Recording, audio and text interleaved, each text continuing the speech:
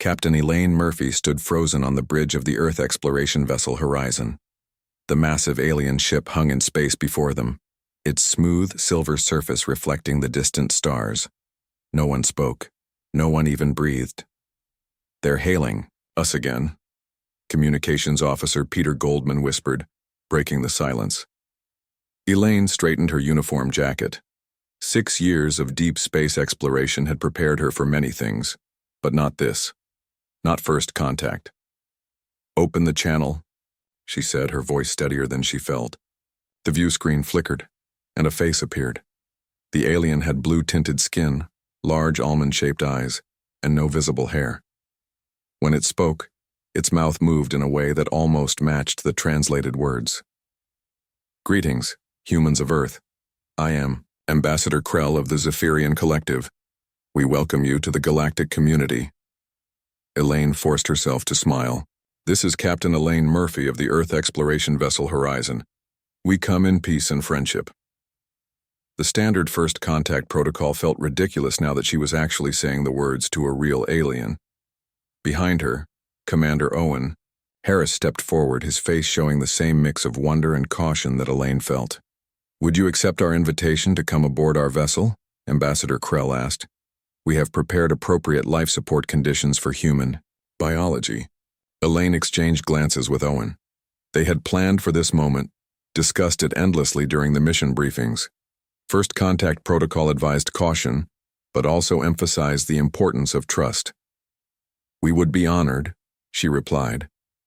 2 hours later, Elaine, Owen, and Dr. Susan Williams, the ship's xenobiologist, stood in the surprisingly Earth-like reception chamber of the Zephyrian ship. The air was breathable with a slight floral scent. The gravity felt nearly normal. Ambassador Krell entered with 2 other Zephyrians. "Captain Murphy, I hope you find these accommodations suitable." "They're perfect. Thank you for your consideration." "The Zephyrian Collective has studied Earth from afar for some time," Krell explained as servants brought strange blue drinks in crystal glasses.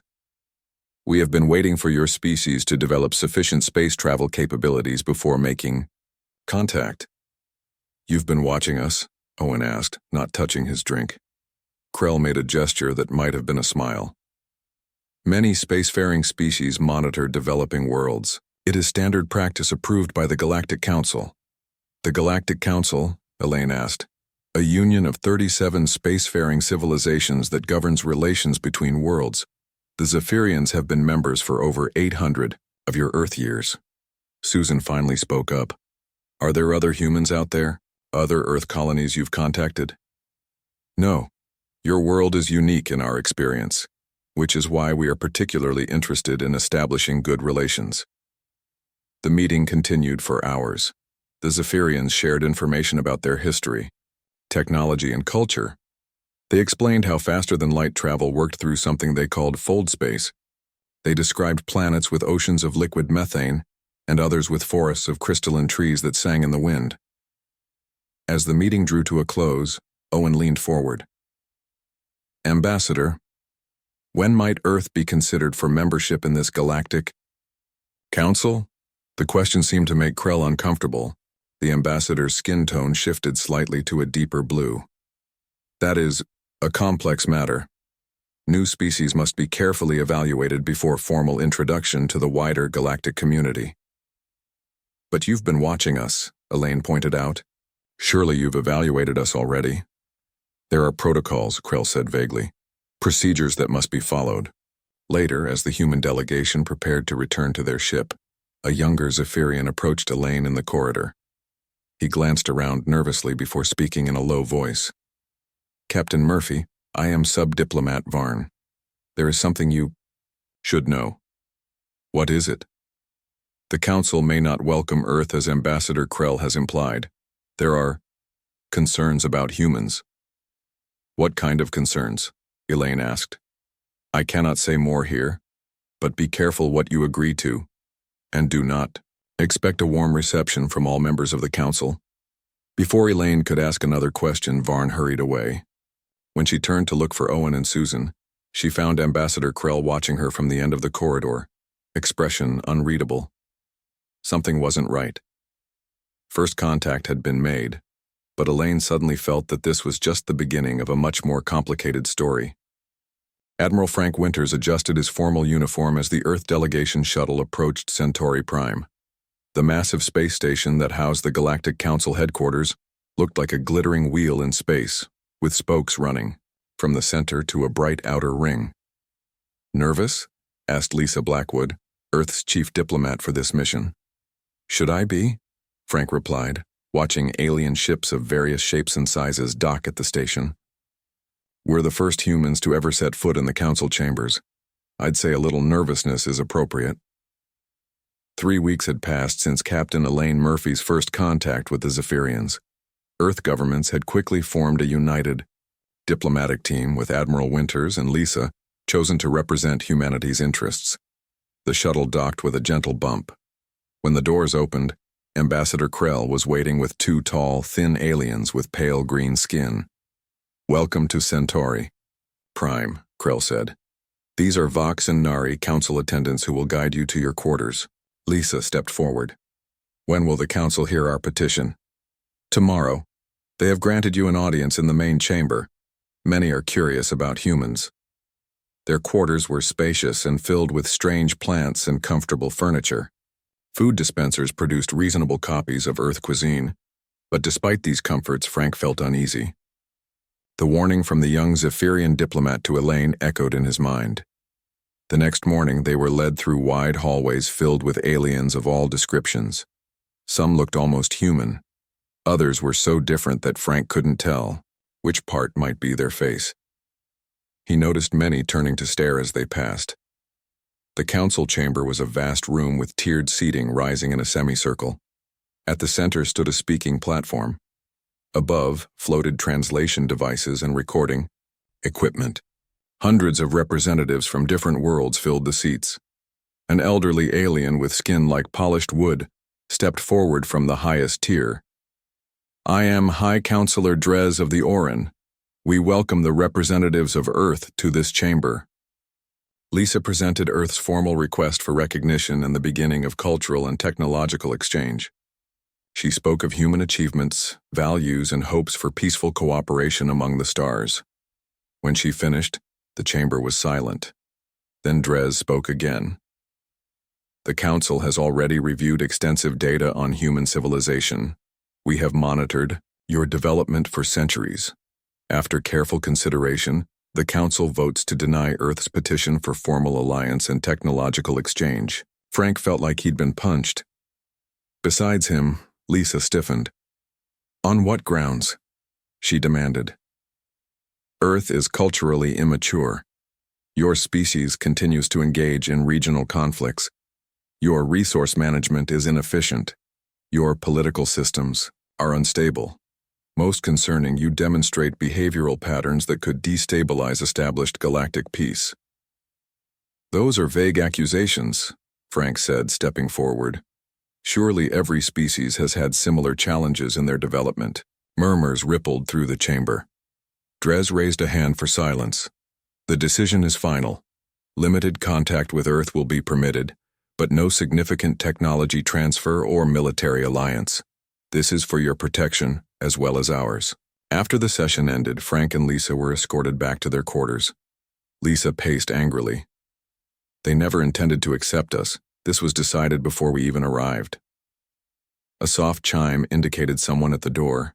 When it opened, a tall alien with 4 arms and blue-black skin entered. "I am Counselor Vela of the Pleiadians," she said quietly. "What I am doing is against protocol, but I believe you deserve truth." "What truth?" Frank asked. "The Council fears humanity, not for the reasons they stated publicly." "Fears us? Why would advanced civilizations fear humans?" Lisa asked. Vela looked over her shoulder at the door. "There was an incident long ago, something that made the elder species decide that humanity was too dangerous to join the galactic community." "What incident?" Frank pressed. "I cannot say more here, but there are others who disagree with the Council's decision. Find Commander Owen Harris when you return. Tell him to seek information about something called the Terran Incident from 3 centuries ago." "What's the Terran Incident?" Lisa asked. The reason the council trembles at the thought of humans among the stars, Vela whispered before quickly leaving the room. Frank and Lisa looked at each other in stunned silence. They had come seeking allies and found fear instead. Nick Powell tapped his security badge against the scanner. The door to the classified research section slid open with a soft hiss. As Earth's top intelligence officer assigned to the alien contact situation, he had access to everything, almost everything. Diane Carter waited inside, surrounded by holographic displays showing alien text and symbols. As a xenoanthropologist, she was one of the few humans who could understand the cultural patterns of different alien species. "Did you bring it?" she asked without looking up. Nick placed a small data drive on her desk. Everything Admiral Winters and Lisa brought back from Centauri Prime, including mentions of something called the Terran Incident. Diane finally turned to face him. "And we're doing this without official approval because someone doesn't want us looking into this. 3 separate requests for information about this incident have been blocked by our own people. After the Earth delegation had returned from the Galactic Council meeting, something strange had happened. Instead of a public announcement about the rejection, government officials had hushed everything up. The official story became that talks were ongoing and positive. When Admiral Winters objected, he was quietly reassigned to a desk job on Mars. Diane inserted the drive and began sorting through the files. "Some of these are locked with Zephyrian encryption. It might take me hours to..." The files suddenly unlocked themselves. "That wasn't me," Diane said, alarmed. Text scrolled across the screen. "Looking in the right place, be careful. V. V? Could that be Counselor Vela?" Nick wondered. "Whoever it is, they just saved us days of work." The files contained surveillance records of Earth going back hundreds of years, reports written by different alien species, all observing humans from a distance. Cultural analyses, technological assessments, psychological profiles. "Look at these references," Diane said, pointing to repeated phrases in the alien text. "Unpredictable response patterns, accelerated adaptation to threats, terminal resistance syndrome." What does that mean? They're talking about how humans react when cornered.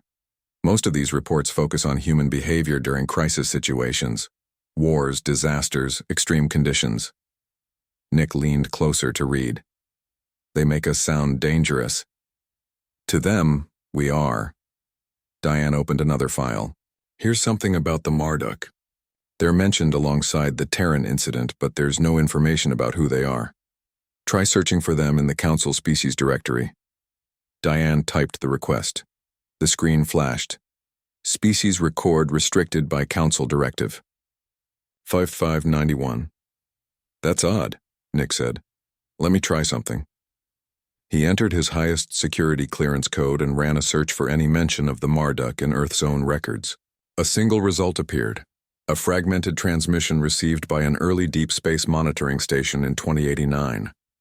The source was an Earth vessel called the Pioneer, one of the first human ships sent beyond the solar system. The message was broken and distorted. Massive ships, not human, calling themselves Marduk, threatening, no choice, final defensive measures, God help us. "The Pioneer," Diane whispered.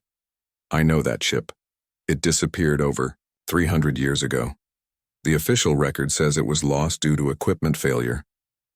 Looks like that wasn't the whole story. As they dug deeper, they found more references to the Pioneer and the Marduk, but always with key information missing or redacted. What was clear was that whatever happened had frightened the Galactic Council deeply. Suddenly, all the screens went blank. The room's emergency lights flashed on. "Security breach detected. Access violation in Section 7. All personnel evacuate immediately," announced the automated system. Nick grabbed the data drive. "Someone knows what we're doing." They rushed toward the exit, but the corridor ahead filled with a suspicious gas. "Not that way," Diane said, pulling Nick toward an emergency shaft.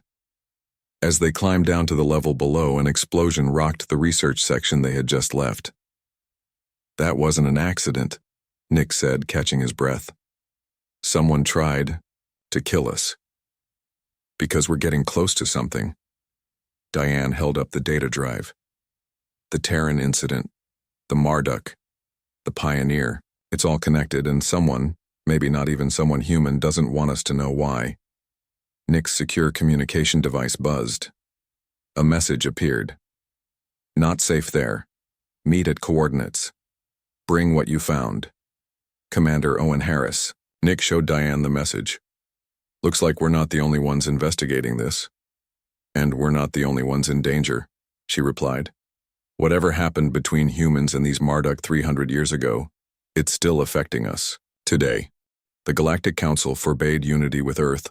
Terror was their only reason. Part 4. The Defiant Few Captain. Elaine Murphy had never expected to meet aliens in an abandoned Earth mining facility on the moon. Yet here she was, sitting across from 5 different alien species, all of whom had come in secret. Thank you for trusting us enough to come, said the tallest of the aliens. His skin was deep red with gold patterns that seemed to shift when he moved. I am Zax of the Arcturian Empire. We are all representatives of species who disagree with the Council's decision regarding Earth. Commander Owen Harris sat beside Elaine. Nick Powell and Diane Carter completed their small human group. They had come directly after escaping the explosion at the research facility. Why would you risk helping us? Elaine asked. The Council seems pretty powerful. A small alien with features that reminded Elaine of an Earth cat purred softly before speaking. The Council was not always as it is now. In recent centuries, it has become more controlling, more fearful. Fearful of what? Nick asked. Of change, said another voice. Counselor Vela stepped from the shadows. Of species who think differently, who solve problems in unexpected ways. Owen leaned forward. Like humans? Exactly like humans, Vela confirmed. That is why I helped unlock those files for you. That was you? Diane asked. Vela nodded. The Council believes I am on Earth for official monitoring duties. Instead, I am here to form an alliance, without Council approval. Zack slammed his fist on the table. The Council has no right to isolate your species. Their fear is based on one incident from long ago that they have twisted into something mythical. The Terran incident, Nick said. We found references to it and to a species called the Marduk. The aliens exchanged glances. The cat-like alien's fur stood on end. The Marduk were once the most powerful military force in the known galaxy, Vela explained. They conquered 12 systems before the Council was strong enough to stop them. Their technology was centuries beyond what Earth has now. What happened to them? Elaine asked. They encountered humans, Zack said simply. Owen looked confused. That's impossible. Humans didn't have interstellar travel capability 300 years ago. One ship did, said Vela. An experimental vessel testing an early form of faster-than-light travel. It was called the Pioneer, Diane finished. For her. Yes. It traveled much farther than your people intended. It encountered a Marduk invasion fleet near what you call the Epsilon Eridani system. Nick shook his head. One human ship against an alien invasion fleet? What could it possibly have done? That, said Zax with something like respect in his voice, is exactly what terrifies the Council. Vela activated a small device that projected a star map. The Marduk fleet consisted of 37 warships and was headed toward Earth. They detected the Pioneer and captured it for study. They wanted to learn about humans before they invaded your world. The fourth alien, who had not spoken until now, made a sound like grinding metal. The Marduk were arrogant. They underestimated the human capacity for resistance. What exactly did the Pioneer do? Owen asked. The details are classified at the highest level, Vela said, but I can tell you this. When the Marduk threatened Earth, the humans aboard the Pioneer fought with such unexpected tactics and such determination that they destroyed or disabled over 30 Marduk ships. How is that possible? Elaine asked.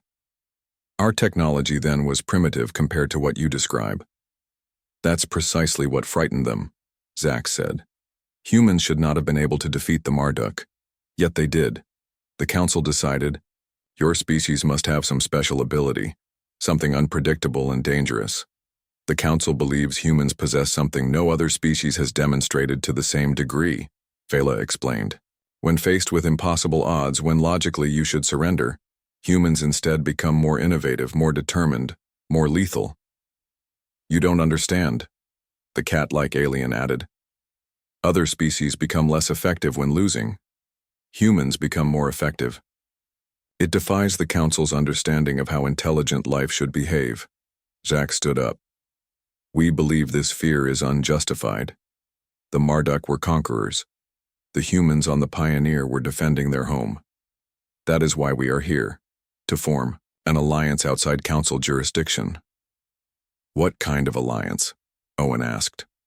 One that recognizes Earth's right to join the galactic community, Vela said, and one that will help you learn the full truth about the Terran incident. Because what really happened 300 years ago is not what the Council claims. Owen Harris and Diane Carter stood in a hidden room deep within Counselor Vela's private vessel. The ship was currently hidden in Earth's asteroid belt, away from both human and Council detection systems. These access codes should bypass the Council security protocols, Vela said, entering a complex sequence into her terminal. But we will have only minutes before they detect the intrusion. After their secret meeting on the moon, Vela had offered to help them recover the actual records of the Terran incident. As a high-ranking Council member, she had access that even rebel allies like Zax did not. Ready? She asked.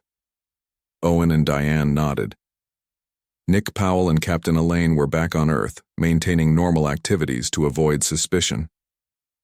If anyone noticed all four missing at once, questions would be asked. The screen flickered as ancient data files appeared. Vela quickly began translating and copying them.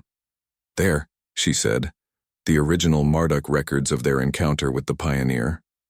The first file was a standard military report.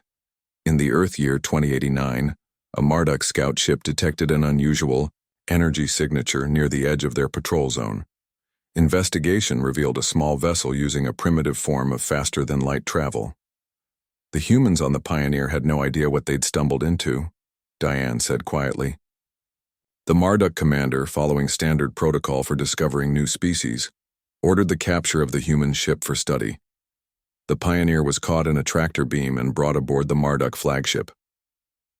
Look at this, Owen pointed to a POW section of the report. The Marduk were already planning an invasion of Earth. They had been observing our planet and decided we would make good slaves for their minds. The next file contained video recordings. The Pioneer's crew, just 12 humans, were being examined by Marduk scientists. Despite the aliens' intimidating appearance, tall, powerful bodies with 4 arms and reptilian features, the humans showed no sign of the fear or submission the Marduk usually saw in captured species. Where are the translator notes? Diane asked. Vela found them in another file. It says the human captain, Martin Wells, demanded to speak to the Marduk commander. When brought before him, Wells did not beg for mercy. Instead, he warned the Marduk to stay away from Earth. Owen couldn't help but smile. He threatened them? When his crew was captured and helpless? The Marduk found it amusing. Vela continued reading. They showed Wells their invasion plans for Earth. They had 37 warships, each capable of destroying an entire city. Their weapons technology was centuries beyond Earth's capabilities. What happened next? Diane asked. The next records showed a sudden change in events. Alarms blared throughout the Marduk flagship. Somehow the humans had escaped their holding cells. They had split into small groups and were creating chaos throughout the ship. They disabled the main power core, Owen read, amazed, and they reprogrammed the flagship's communication system to transmit false orders to the rest of the fleet? Impossible, Vela whispered. The Marduk encryption was unbreakable. Yet the records confirmed it, using only the tools and knowledge they had brought from Earth, plus what they could improvise on the spot. The Pioneer crew had thrown the entire Marduk fleet into confusion. The final recording was from the Marduk commander himself. His ship was failing around him. Fires burned in the background. His voice was filled with disbelief. "These creatures cannot be controlled," the translation read. "They would rather die than submit, and they take you with them. The galaxy must be warned, these humans. When we threatened their homeworld, they became something else. Not just fighters, they became weapons themselves. Their minds found weaknesses we didn't know existed. They sacrificed themselves to place explosives in our engine cores. They turned our own security systems against us. 3 of them reprogrammed our navigation computers to send ships into each other. We outnumbered them. We had superior technology. It meant nothing." The recording ended with a massive explosion. The final Marduk transmission indicated that of their 37 warships, only 5 survived. The Pioneer was destroyed, taking the Marduk flagship with it. No humans survived. "They sacrificed themselves," Diane said softly, "to save Earth." "And in doing so," Vela added, "they unintentionally created Earth's reputation among the stars. After this incident, the Marduk abandoned their expansion plans. They retreated behind their borders and have never ventured out again." "Because of 12 humans on a single ship," Owen said, still struggling to believe it. An alarm suddenly blared from Vela's console. "We've been detected. We need to leave now." As they rushed to escape, Owen copied the last file, a directive from the early council to classify all information about the Terran incident. Earth was to be quarantined, observed from a distance, but never directly engaged. The reason listed was chilling in its simplicity: potential threat to galactic stability. Admiral Frank Winters and Lisa Blackwood stood before the massive doors of the council chamber. This time, they had not been invited. This time, they were forcing their way in. "Are you sure about this?" Lisa asked, glancing at the data drive in Frank's hand. It contained everything Owen and Diane had discovered about the Terran incident. "No," Frank admitted, "but I'm tired of being lied to." Behind them stood Zax and several other rebel aliens. They had helped smuggle the Earth delegation back to Centauri Prime. Counselor Vela waited inside, ready to call for an emergency session when they arrived. 2 Oran guards blocked their path. "The council is not in session. You must leave." "Tell them Earth demands to be heard," Frank said firmly. "Tell them we know about the Pioneer." The guards exchanged nervous glances. One touched a communication device on his wrist. After a brief conversation, the massive doors slowly opened. Inside, only 7 council members sat in the otherwise empty chamber. High Counselor Drez of the Oran was among them. "This is highly irregular," Drez said, "and potentially a violation of—" "Save it," Frank interrupted. "We know what really happened 300 years ago. We know why you've kept Earth isolated." Lisa stepped forward. "We have evidence that the Council has deliberately spread false information about humans. You've portrayed us as dangerous barbarians to justify keeping us contained." "Where did you get this information?" another counselor demanded. Frank nodded to Counselor Vela, who activated the chamber's main display. The final recording of the Marduk commander filled the screen, his desperate warning about the humans who had destroyed his fleet. When the recording ended, the chamber was silent. Drez slowly stood. "You have no idea what you're dealing with," he said quietly. "The Marduk were the most advanced military power the galaxy had ever seen. They conquered worlds in days. Their technology was centuries beyond what Earth has now. Yet 12 humans defeated them," Lisa said. "That's exactly the point." Drez slammed his hand down. 12 humans with primitive technology should have been utterly helpless. Instead, they destroyed 32 warships and stopped an invasion fleet. Do you not see why this frightened us? "Those humans were defending their home," Frank argued. One of the other counselors, a female with luminescent skin, spoke up. "It wasn't just that they fought back. It was how they did it. The Marduk ships had been considered unbeatable. Their computer systems unhackable, their security perfect.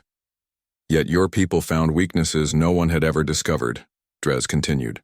"You adapted their technology against them in hours, not the years it should have taken. You turned their own ships into weapons.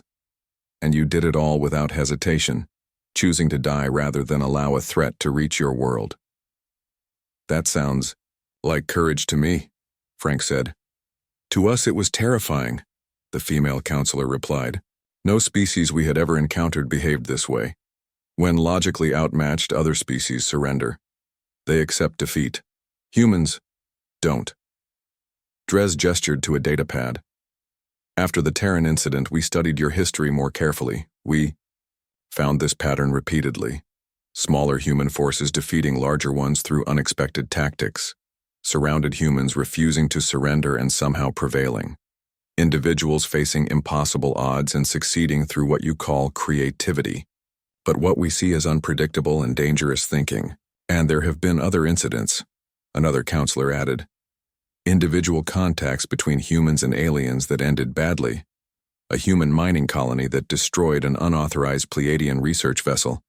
A human explorer who escaped from a zoological collection when all other specimens remained safely contained. You don't understand, Dres said, his voice suddenly tired. Our fear was never about human aggression. It was about human potential. Frank looked confused. What do you mean? The Oran took 50,000 years to develop spaceflight. The Zephyrians took 30,000. The Arcturians 20,000. Dres pointed at Frank. Humans did it in less than 5,000 years. Your rate of technological development is unprecedented. You're not being isolated because we think you're violent barbarians, the female counselor explained. You're being isolated because you adapt and evolve faster than any species we've ever encountered. What you call normal problem solving, we see as evolutionary leaps that should take millennia, not moments. Dres leaned forward. Combine that with your unique response to threats and perhaps you can understand our concern. What happens when a species that refuses to accept defeat gains technology equal to or greater than our own? What happens when the next Terran incident occurs, but instead of 12 humans on one ship, it's billions with an interstellar fleet? Frank and Lisa exchanged glances. For the first time, they truly understood the Council's fear. Captain Elaine Murphy stood in Earth's newly established Galactic Affairs Center. Large screens showed the positions of every known alien vessel within the solar system. The number had increased dramatically in the past week. Another Council patrol ship just entered orbit around Mars, said Owen Harris, pointing to a blinking red dot.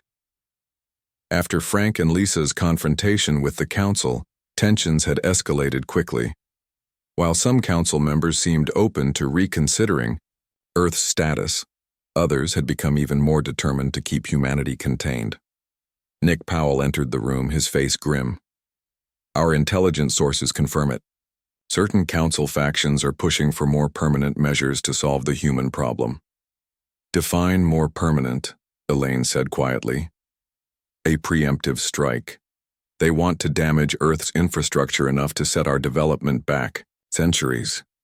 The room fell silent. Diane Carter, who had been analyzing alien communication patterns, spoke up. Zax's Rebel Alliance confirms this intelligence. 3 Council species have positioned their fleets just beyond Neptune. They're waiting for authorization. Their technology is far beyond our defenses, Owen said. If they attack, we can't stop them. Elaine walked to the window. Earth glowed blue and peaceful below the orbital station. So those are our choices? Accept permanent isolation or face destruction? There might be another option, Lisa Blackwood said, entering the room with Admiral Winters. Something to demonstrate both our capability and our restraint. What do you have in mind? Frank asked.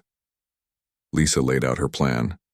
It was bold, dangerous, and exactly the kind of thinking that frightened the Council about humans.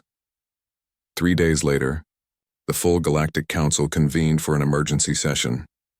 The debate about Earth had divided members, with the more aggressive factions gaining support. High Counselor Dres struggled to maintain order. We cannot allow sentiment to cloud judgment, argued a Zephyrian representative.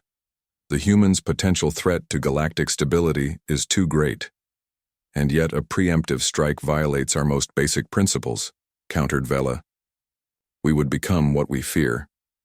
The debate grew heated. Outside the council chamber, Zax and his rebel allies monitored the situation. Using technology provided by Vela, they maintained a secure communication channel with the humans.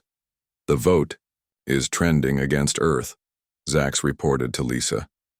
The strike authorization is gaining support. Then it's time, Lisa replied. Are your people in position? Yes, but this plan of yours, it's exactly the kind of unpredictable human thinking that scares them. I'm counting on that. Inside the council chamber, the vote was about to begin when every light suddenly dimmed. The massive security doors sealed themselves. Confusion spread through the room. What's happening? Demanded a counselor. Hi. Counselor Drez rushed to a control panel. Security systems show no breach, yet something has accessed our networks. The main display activated itself. Lisa Blackwood's face appeared on screen. Greetings, Honorable Council. I apologize for the interruption, but I felt this demonstration necessary before you vote. How are you accessing this chamber? Drez demanded. Our security is impenetrable. Is it? Lisa smiled. Please look at the arm of your chair, Counselor. Drez and every other council member found a small, nearly invisible device attached to their chairs. Similar devices lit up throughout the chamber, on walls, under tables, even on the ceremonial staff of office. These devices have been in place for 72 hours, Lisa explained. They could have been explosives.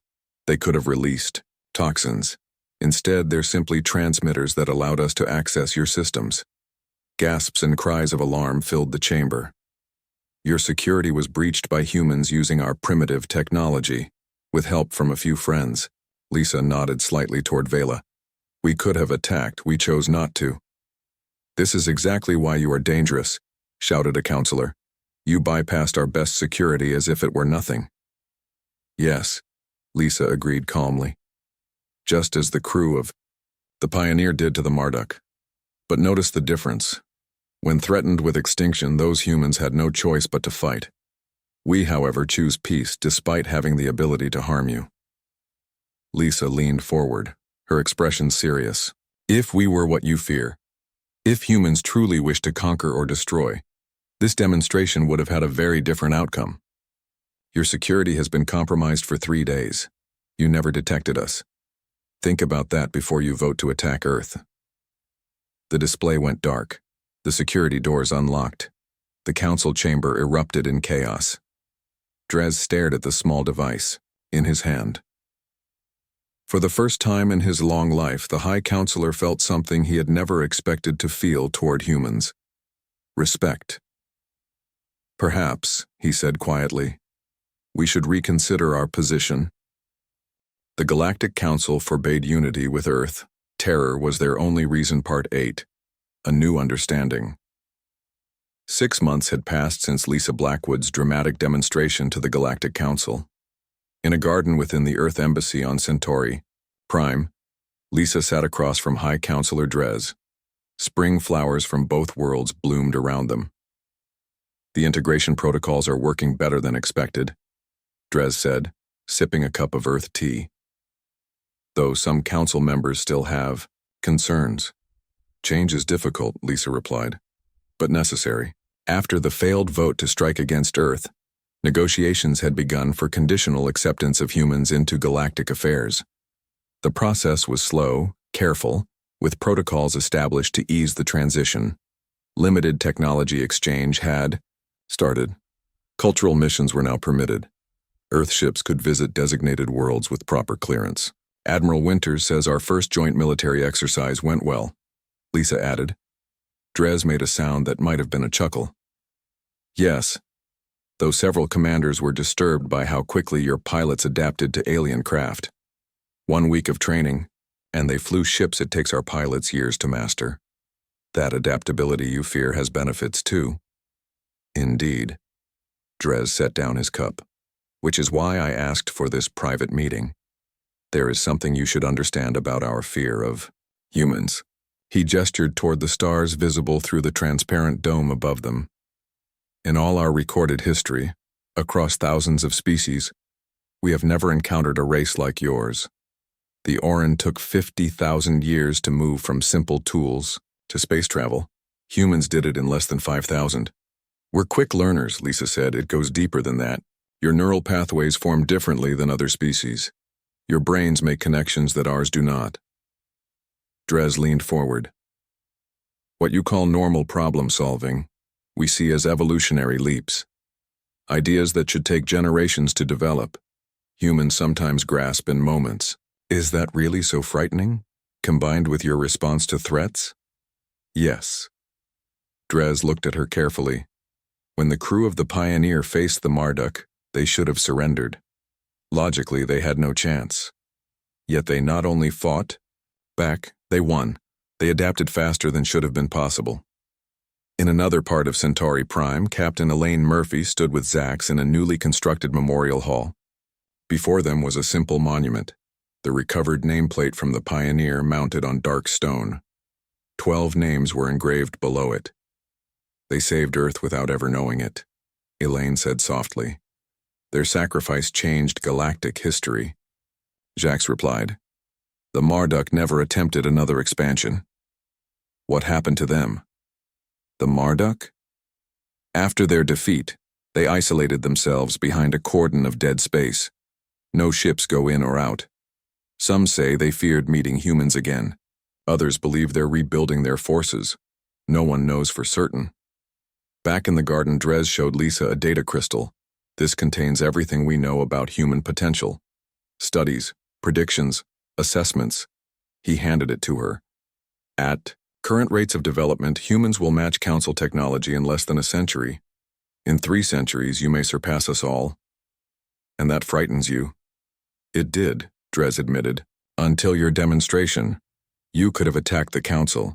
You had the means and opportunity. You chose not to. We want to be partners, not conquerors. That is why I supported your admission to galactic affairs despite opposition. Dres stood. The Council feared what humans might become. I have come to believe we should instead focus on what humans already are. 1 month later, Earth's first official diplomatic ship departed for a tour of allied worlds. On the bridge, Ambassador Elaine Murphy took her place in the command chair. Owen Harris, now her chief advisor, stood beside her. Around them, a crew of humans and aliens worked together. Ambassador, said a young officer, the Arcturian ships are ready to escort us. Thank you, Lieutenant, Elaine replied. Signal our thanks to Captain Zax. As the ship moved away from Earth, Elaine looked at the viewing screen. The vast cosmos stretched before them, filled with new worlds and possibilities. Captain of the Pioneer would be proud, Owen said quietly. Yes, Elaine agreed. They showed the galaxy our determination. Now we'll show them our compassion. The ship accelerated smoothly into fold space, carrying humanity's representatives into a future that had once been denied them. The very adaptability and resolve that had made the galaxy fear humans would now help forge new paths of cooperation. What had begun as terror had transformed into something else, respect.